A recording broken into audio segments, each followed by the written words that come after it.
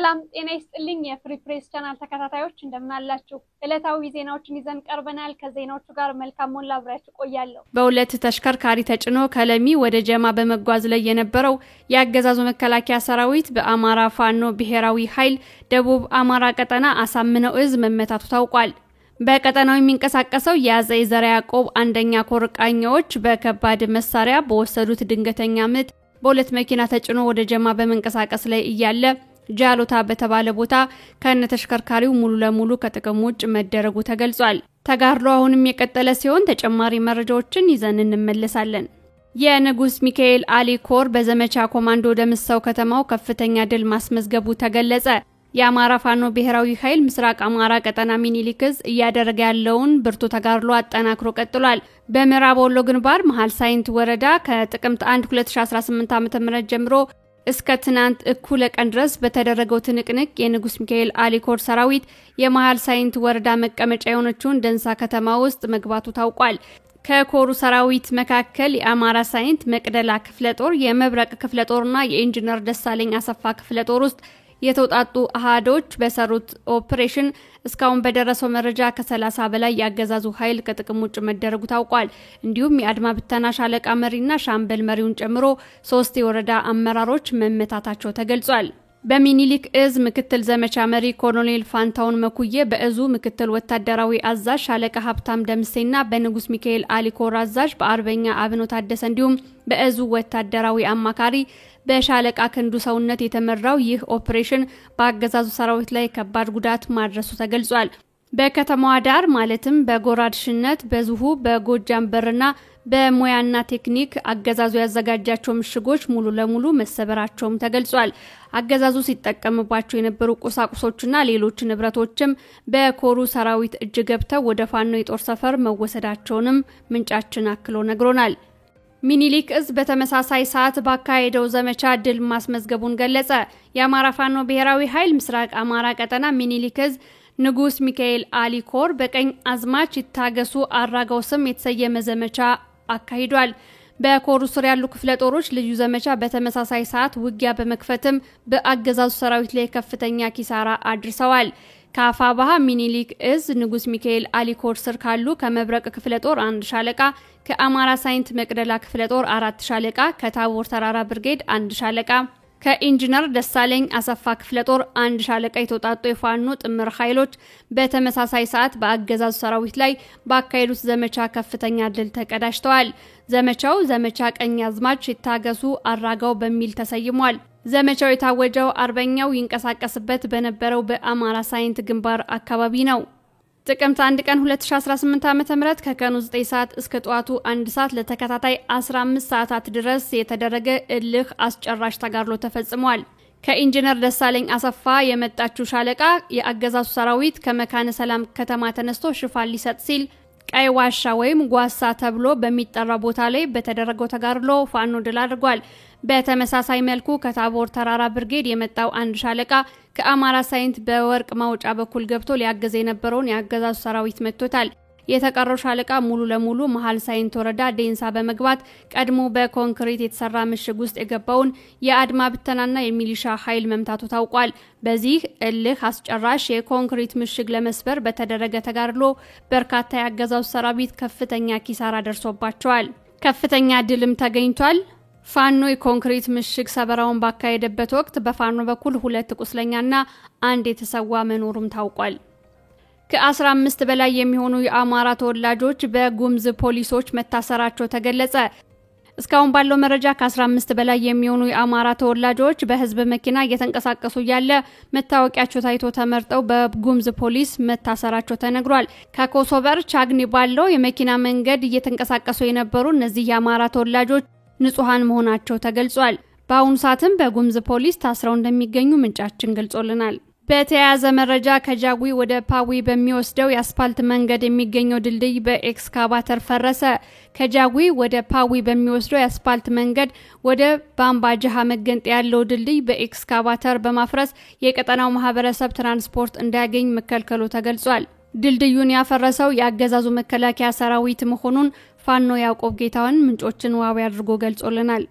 ህዝባዊ የምክክር መድረኮች ባለፉት 2 ቀናት ተጠናክረው ቀጥለዋል። የአማራ ፋኖ ብሔራዊ ኃይል ምዕራብ አማራ ቀጠና ቴዎድሮስ እዝ የቀይ ጌታ ዮፍታይ ንጉሴ 6ኛ ክፍለ ጦር የስናን አባጅሜ ብርጌድ በሚያስተዳድራቸው ቀበሌዎች ተከታታይነት ያለው ህዝባዊ ውይይት እያካሄደ እንደሆነ ገልጿል። የስናን አባጅሜ ብርጌድ የትግሉ ባለቤት ከሆነው ማህበረሰብ ጋር ጠንካራ የሆነ ግንኙነት በማድረግ ማህበረሰባዊ ተግባቦቶችን እያጎለበተ ይገኛል ተብሏል። በትናንትናው ዕለት በወለቄ በጉዳያማና ታች ጫቢ ቀበሌዎች ከሚገኙ ማህበረሰቦች ጋር ጥልቅ ውይይትም ተደርጓል። የአማራ ህዝብ የህልውና ትግል አሁን ያለበት ቁመናን የተመለከተም ሰፊ የግንዛቤ ፈጠራ ስራ ተሰርቷል። የማህበረሰቡና የፋኖ የእርስ በርስ ትስስር ምን መምሰል እንዳለበትና በሌሎችም ተያያዥ ጉዳዮች ዙሪያ ሰፊ ውይይት ተደርጓል።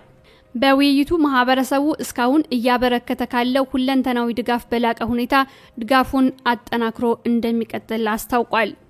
በተያያዘ የአማራ ፋኖ ብሔራዊ ኃይል ምዕራብ አማራ ቀጠና ቴዎድሮስ እዝ የ3ኛ የጎጃም አገው ምድር ክፍለ ጦር የ10 አለቃ ኤፍሬም አጥናፉ ብርጌድ በሚያስተዳድራቸው የፋክታ ለኮማ ቀበሌዎች ውስጥ ከሚገኙ ማህበረሰቦች ጋር ህዝባዊ ውይይት አካሂዷል። ውይይቱ የተካሄደው ትናንት ጥቅምት 2 2018 ዓ.ም ነው። በውይይቱ ወሳኝ ጉዳዮች ተነስተው በማህበረሰቡና በፋኖች ጋር መግባባት ተደርሶባቸዋል። ወደ ተከታዩ ዜና ስናልፍ የጣናው መብረቅ ብርጌድ ድልሸት ቀበሌ ላይ ከማህበረሰቡ ጋር ውይይት አካሂዷል። በውይይቱ የአገዛዙ ሰራዊት ያወደማቸው የህዝብ መገልገያ ተቋማትን አስመልክቶ ከህዝቡ ጋር ንግግር ማድረግ ተችሏል። ውይይቱ የተካሄደው በትናንትናው ዕለት ነው። ትግሉ የደረሰበትን ደረጃ በማስረዳትና በቀጣይ የጋራ ስራዎች ላይ በመግባባት መጠናቀቁን ፋኖች ገልጸውልናል። በሌላኛው ቀጠና የኮሎኔል ታደሰ ሙሉነ ብርጌድ የክፍለ ጦርና የብርጌድ አመራሮች ሜጫ አሳናት ጊዮርጊስ በተባለው ቦታ ላይ ህዝባዊ ውይይት አካሂደዋል። ትናንት በተካሄደው ህዝባዊ ውይይት ትግሉ የደረሰበትን ደረጃ ለማህበረሰቡ ገለጻ ተደርጓል። ከህዝቡና ከፋኑ ምን ይጠበቃል በሚለው ጉዳይም ሰፊ ውይይት ተደርጎ የጋራ መግባባት ላይ ተደርሷል። የሻለቃ ንሙት ያዛቸው ብርጌድ በአግታ ቀበሌ ሰፊ ህዝባዊ ውይይት አደረገ። ትናንት ጥቅምት 2 2018 ዓ.ም የማህበረሰቡን ችግሮች በመለየትና በፋኖ አደረጃጀትና አሰራር ዙሪያ ላይ ህዝባዊ ውይይት ተደርጓል። በህዝባዊ አስተዳደር መዋቅሮች ላይም ግምገማ ተደርጓል። አደረጃጀቶችን በማጠናከር መዋቅሮችን በመፈተሽ ያሉ የአፈጻጸም ግድፈቶችን በመገምገም የተሻለ ስራ ለመስራት መግባባት ላይ ተደርሷል። በዚህም የአማራ ፋኖ ብሔራዊ ኃይል ቴዎድሮስ እዝ 1ኛ ክፍለ ጦር የአደረጃጀት ዘርፍና የፖለቲካ ዘርፍ አመራሮች በጥልቀት ህዝቡን አወያይተዋል። መረጃውን ያደረሰን የአፋብሃ ምዕራብ አማራ ቀጠና ቴዎድሮስ እዝ የ1ኛ ክፍለ ጦር የህዝብ ግንኙነት ኃላፊ የሆነው ፋኖ ሀብታሙ ይሱፍ ነው። የአገዛዙ ሰራዊት ከግሽ የራቤል ወረዳ ዋና መቀመጫ ራቤል ከተማ መውጣቱ ተገለጸ። ከሰሞኑ በዘመቻ አደማሊ አባናዳው በሚኒሊክ እዝ ከፍተኛ ምት የደረሰበት የአብይ አህመድ ዙፋን አስጠባቂ ሰራዊት በአሳምነው እዝም ተጨማሪ ምት እያስተናገደ ይገኛል። በደረሰበት ተደጋጋሚ ምት የተዳከመው የአብይ አህመድ ሰራዊት በፍርሃት ካለምንም ውጊያ ከግሽ የራቤል ወረዳ ዋና መቀመጫ ራቤል ከተማ ለቆ መሄዱን ተሰምቷል። የአገዛዙ ሰራዊት ከራቤል ከተማ ሲወጣ ለህዝብ ያለውን ጥላቻ ለማሳየት በሚመስል መልኩ በርካታ የማህበራዊ ተቋማትን ዘርፎና አውድሞ ሄዷል። በተለይም የፋይናንስ ተቋማት የሆኑ ባንኮችን እንዲሁም የጤና ተቋማትን ንብረት በሚያሳዝን ሁኔታ ዘርፎና አውድሞ መውጣቱ ተገልጿል። አገዛዙ ራቤል ከተማን ለቆ እንደወጣ የአፋብሃ ደቡብ አማራ ቀጠና ሳምነው እዝ አጼ ዘርዓ ያዕቆብ የብሩኬ ደምሴ ክፍለ ጦር ከተማዋን ተቆጣጥሮ ከማህበረሰቡ ጋር ውይይት እያደረገ ይገኛል። የነበልባሉ ገረመው ወንዳወክ ብርጌድ አመራሮች ከሻለቃ አመራሮች ጋር ተወያዩ። የአማራ ፋኖ ብሔራዊ ኃይል ምዕራብ አማራ ቀጠና ቴዎድሮስ እዝ የነበልባሉ ገረመው ወንዳወክ ብርጌድ ከብርጌድና ከሻለቃ አመራሮች ጋር የትግሉን ቀጣይ ምዕራፍ አስመልክቶ ውይይት አድርገዋል። በውይይቱም የሻለቃ አመራሮቹ የጋራ ችግራችንን በጋራ እየፈታን ወደፊት የማንሻገረው ዳገት የለም ሲሉ ተሰምተዋል። አገዛዙ ጥንካሬያችንን ጠንቅቆ ያውቀዋል ያለው የሻለቃ አመራር እኛ ስንጠነክር አገዛዙ እንደሚፍረከረክ እናውቃለን ብሏል። የቴዎድሮስ እዝ የራስ ቢትወደድ መንገሻ ቲከም 5ኛ ክፍለ ጦር አረንዛው ዳሞት ብርጌድ ህዝባዊ ውይይት አድርጓል።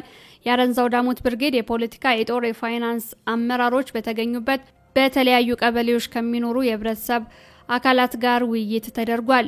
በውይይቱ እስካሁን ያለው ሁኔታ ተመክሮበት የቀጣይ ትንሳኤ ጉዟችንና የሚገጥሙ ተስፋዎችና ፈተናዎች ለህዝቡ ገለጻ ተደርጎበት ተጠናቋል።